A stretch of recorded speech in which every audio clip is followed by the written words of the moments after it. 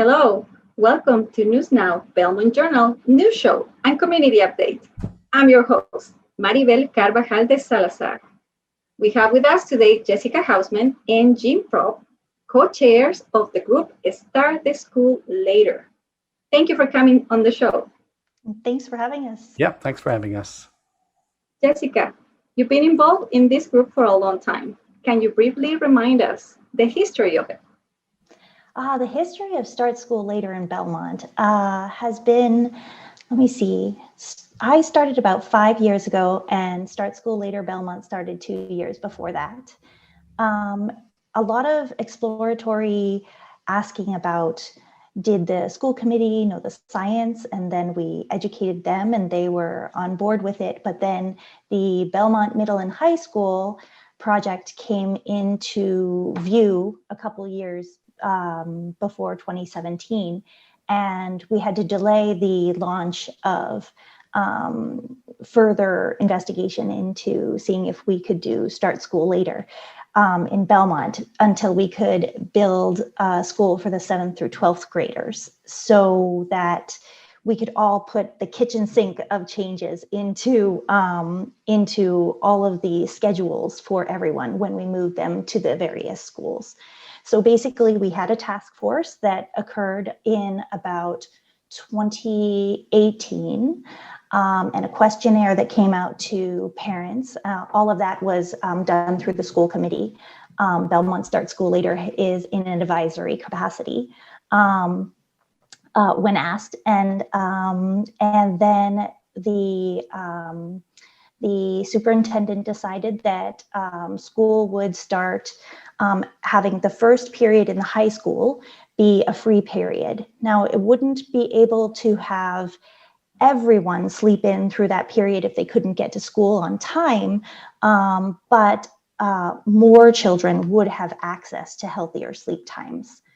And then, let's see, we had the pandemic happen, and now we have 2 years before the 7th and 8th grade school opens. So this year will be the year of bringing on new leadership, as leaders will take a step back and bring on board new people. And then a year from now is when hopefully the changes will begin, so that my hope would be ideally that with the 7th and 8th grade school going live, we could have healthy start times for both the middle and high schoolers. Awesome. Jim, you are a new co-chair. What makes you get involved? It was a long process of thinking about sleep times and my own family situation and other families, and just looking into things and hearing rumors that this was something that people in Belmont were starting to talk about. And when I finally contacted the people at Belmont Start School Later, they quickly said, "Do you want to help lead the effort?" And so I kind of jumped in pretty quickly. There was like a few months between my finding out about Belmont Start School Later and my becoming one of the co-leaders. Thank you. And why do we need to start a school later? I am so glad you asked that. Thank you, Maribel. Basically, schools are asking adolescents to be awake and learning at the time of day when their bodies should be sleeping. Adolescents, and I keep saying adolescents instead of teenagers because this starts at age 11 when humans go through puberty, and a lot of it will last through age 18. Age 11 through 18 needs 8 to 10 hours of sleep, but it's not just how much sleep they need, but when they need to sleep. So our circadian rhythms change at puberty, and we begin to have natural sleep cycles where we want to fall asleep at 11 p.m. and wake up at 8 a.m. And the last part of our sleep cycle, the last third of it, is what I like to call your dream learning. And that is the most critical and deepest part of our sleep. That is when we digest the learning that we have had throughout the day, and it's when we solidify our memory. So if you cut that last part of sleeping by having school start at, say, 7:30 or even at 8, then you are actually curtailing students' ability to learn. And then we have them come into the classroom and we say, please be awake when they're the most drowsy. And they're just starting to pick up being awake in the early afternoon when they're starting to be dismissed from school. Now that you mentioned those effects, can you tell us more? What are those when we don't have a good sleeping habit? Sure, yeah. So I would think about teenagers. Well, think about like when a toddler doesn't get their sleep.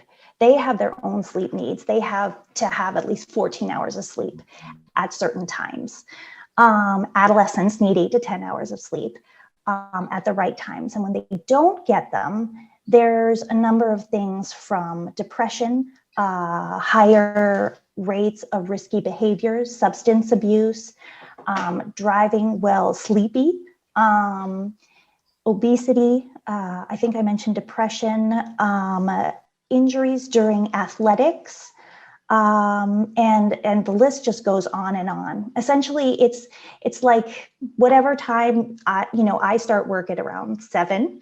So asking me to, if I were to wake up it's basically like asking an adult to wake up every morning at 4:30 a.m. and be their best when they get to work at 5:30 every day. And then asking an adult to go to sleep at a time before they're ready to fall asleep. I couldn't fall asleep if someone said you should be going to sleep at 8:30 p.m. Just like an adolescent wouldn't feel comfortable going to sleep if you said go to sleep at 9:45. Just put a Fitbit on your teen and watch them toss and turn until 11 p.m. when they fall asleep. Yeah, and I want to stress that, this natural delayed sleep cycle for adolescents is remarkably robust. You can say, okay, kids, no screens after 9 o'clock. And you think, okay, they'll be asleep by 10. No, doesn't work that way. Great point.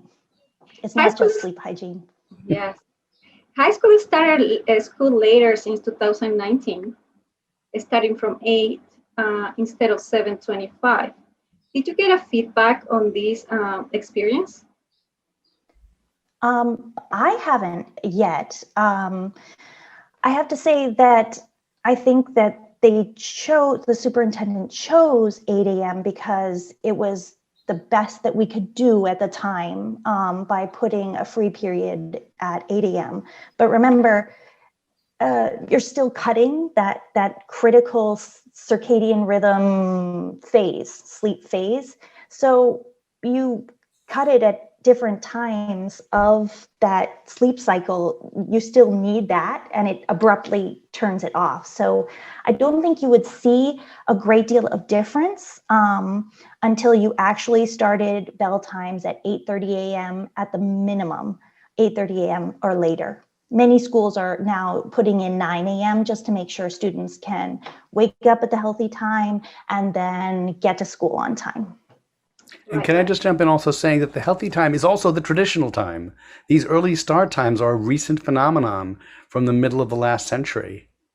So this is not a revolutionary movement that's trying to upset the old order. This is kind of a return to the original order. Indeed. And the ideal start time will be 9? The American Association of Pediatrics says the minimum or the earliest should be 8:30 a.m. My personal opinion, and what I feel a lot of towns are going for, is 9 a.m. Like, for example, the most recent is Newton, who's starting at 9 a.m. for their high school. What are the common concerns and downsides of it that you've seen in Belmont? Well, if I were to think about the downsides of starting school later in Belmont, projecting forward, if it were to go live, I would have a couple concerns, being that this is very much an equity issue. The Belmont residents would have access to being able to go to school at a healthy start time. Their test scores would be better, their health would be better, their mental health would be better. Whereas I believe that with METCO students, if we didn't prepare for having them have a healthy start time, there would be even more of an achievement gap and a health gap. And then the second concern is that early school systems that have changed to start school later only included the high school. Now, obviously, the same brain is on, a 7th grader as on a 12th grader. They're experiencing the same sleep patterns. So now more people are starting to realize, oh, we have to include middle school students in starting school later because they need it the equal amount as high school students. Correct. I would say another downside is for working parents, because the workday is longer than the school day. It's going to require an adjustment of childcare arrangements.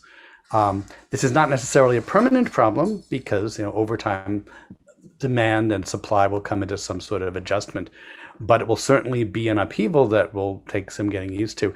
And we also have to keep in mind that teachers are often parents too, so they have childcare issues of their own, and we change that equation when we change start times. Yes. What are the steps you're taking to push for a later start of the school day? Sure. Do you want to take that, Jim, or should I? I feel like you know more than I do, but I can start just by saying that getting the word out and just trying to let people know through Facebook and through appearances like this is a big part of the effort, because ultimately it's about getting the whole community to come along. Correct. I agree. That was my next question. Like how can the community get involved and learn and follow the more updates on this topic? Sure. Well, first of all, if people are interested in joining leadership, we are seeking out and having a call to leadership right now. Jim and I are going to be happy to be elders and staying on giving our networks and providing the steps that are going to be taken. It's going to require good engagement with the community of Belmont, first on educating on the science, and then on having community input from all different types of stakeholders. A coalition of someone from the Department of Health, to an athletic director, to a teacher rep, a parent rep from Belmont, a METGO parent rep, the METGO director, and a student rep, and hopefully a member of Start School Later's leadership team. If you want to follow the efforts of Belmont Start School Later, you can join our Facebook group, which is Start School Later Belmont, MA.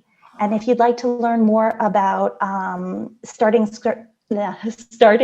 school later in general, you can go to the National Start School Later website, which is startschoollater.net. So your list, Jess, I take it you got it from that Melrose document about how Melrose did it? Because that's almost word for word what I was going to say. They really did a great job of getting the whole community's input, unlike Boston, which didn't really do the best job, and other school districts where they just asked the teachers or they just asked the parents. But you really need to ask everybody. Yes, it's a community effort, and I appreciate all the work you're doing. And thank you again for joining us. Is there anything else you would like to add? Yes, actually.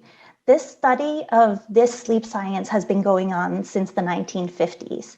We have a blueprint for the best practices of changing start times. And one of the findings is that the fear of the upheaval of changing start times has consistently been greater than the actual lived experience of how hard it is to change to these new schedules. So I'd keep that in mind, because it's been in over 15 school systems that this report has found this result. And I think 92%, that figure sticks in my mind, of people surveyed after a change like this report satisfaction with the new state of affairs.